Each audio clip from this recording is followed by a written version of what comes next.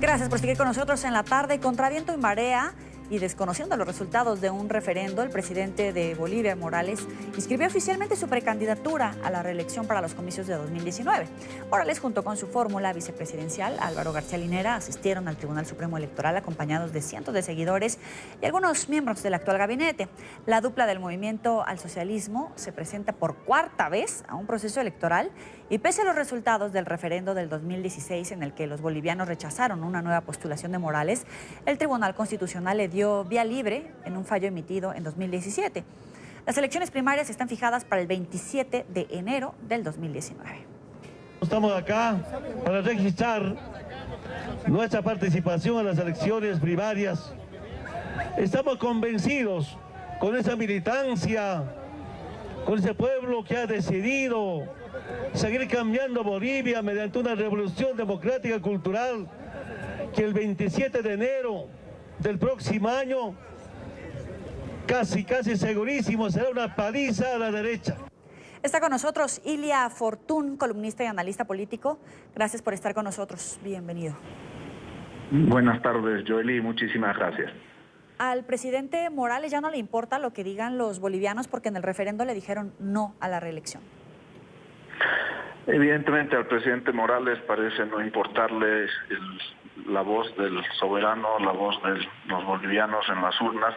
Tampoco parece importarles el legado histórico que teóricamente debería reconocérsele al presidente de Bolivia, y ha decidido dar este paso definitivo que significa una seria amenaza para el sistema democrático boliviano. No se había dado hace muchísimos años, desde la recuperación democrática boliviana hace 36 años, un gesto, un acto político de esta magnitud que instala un estado de anormalidad, de excepción democrática ya legalmente con la inscripción de Evo Morales y de Álvaro García Linera, una inscripción a unas elecciones, una inscripción absolutamente ilegítima, absolutamente ilegal, que desconoce la voluntad de los bolivianos y que nos coloca a todos los bolivianos en una situación tremendamente compleja que no habíamos vivido en muchísimo tiempo. Claro, y se lo pregunto porque no sé si vaya a ganar, pero ¿qué pasa si pierde? ¿Va a desconocer los resultados? ¿Va a desconocer la independencia de sus instituciones, incluso las electorales? ¿O qué puede pasar? Bueno, eso es lo que todos los bolivianos nos preguntamos. La situación electoral del presidente Morales es muy delicada, no es para nada la misma de la gran popularidad que ha gozado él en los últimos 12 años. La reacción de la gente en Bolivia a esta agresión terrible al sistema democrático ha sido muy dura, y obviamente en el país todos nos preguntamos si es que van a reconocer el eventual resultado adverso.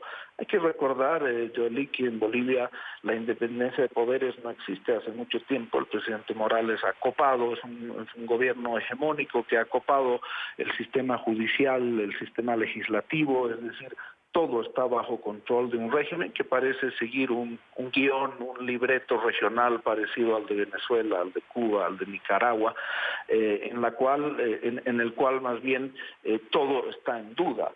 Lo más probable es que el presidente Morales pierda en las próximas elecciones. Eso es lo que indican los estudios de opinión, eso es lo que indican las encuestas.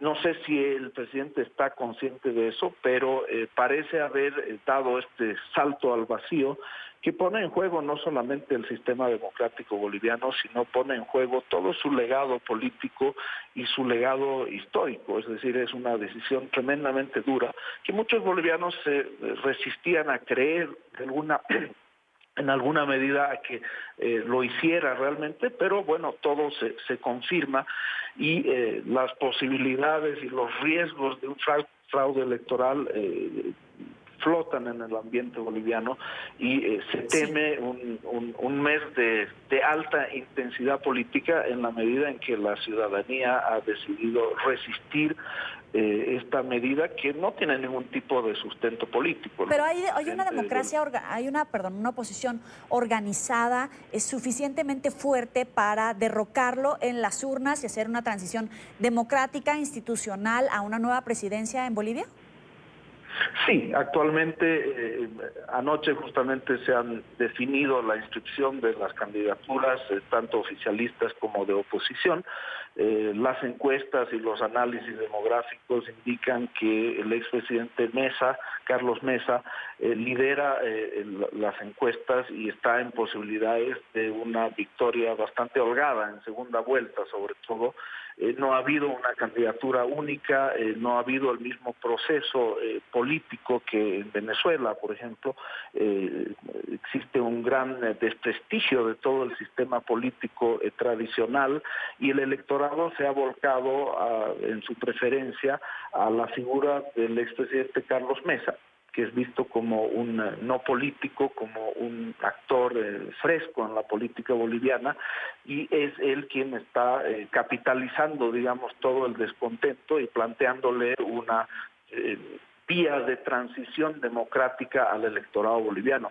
Claro, es muy difícil pensar que un gobierno como el de Evo Morales, que ha desconocido una elección completa, un referéndum en el cual ha perdido nítidamente, pueda estar dispuesto a asumir los resultados probablemente adversos de una elección. Esa es la gran duda que los bolivianos tienen. De todas maneras, cualquier intento del presidente Morales de desconocer, de inhabilitar candidatos de oposición, desconocer resultados o optar por vías poco ortodoxas como asambleas constituyentes, cualquier vía que pueda intentar aplazar las elecciones, suspender las elecciones, inhabilitar candidatos, se prevé que va a tener una fuertísima reacción social. Creo que la tensión que se había acumulado en la ciudadanía y en el electorado boliviano a partir de este desconocimiento del referéndum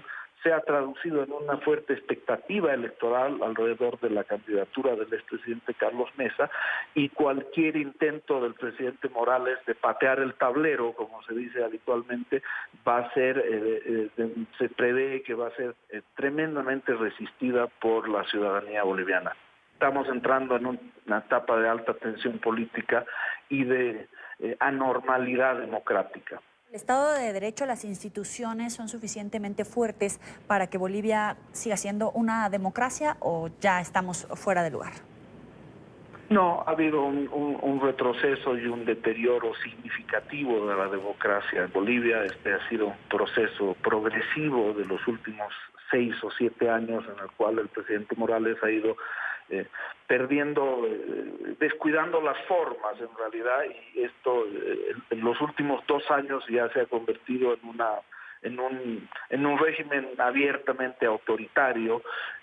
No sé si es una dictadura todavía, pero obviamente es un régimen autoritario que desconoce la independencia de poderes, que desconoce el voto de la gente y que se pone más duro cada vez, ¿no? Es una situación tremendamente compleja. A los bolivianos nos ha puesto en un brete en el cual debemos decidir entre democracia y autoritarismo, entre Estado de Derecho y hegemonía política, y en principio esto se va a definir en las urnas. ¿Pero podría llegar a la situación que se está viviendo en Venezuela o en Nicaragua? El libreto del gobierno de Evo Morales parece responder a ese mismo guión subregional de los gobiernos que acabas de mencionar. El tema es que la historia política, la tradición política, la cultura política boliviana no es la misma ni que en Venezuela ni que en Nicaragua. No nos olvidemos, existe una tradición muy rica política en Bolivia, una tradición de resistencia, de una tremenda madurez en términos democráticos y políticos, y se prevé que si se ensaya en Bolivia el mismo guión que en otros países, los resultados no van a ser los mismos. Esto puede terminar muy mal en Bolivia. Es Ilia Fortún, columnista y analista político. Gracias por estar con nosotros. Muchísimas gracias, Joely. Hasta luego.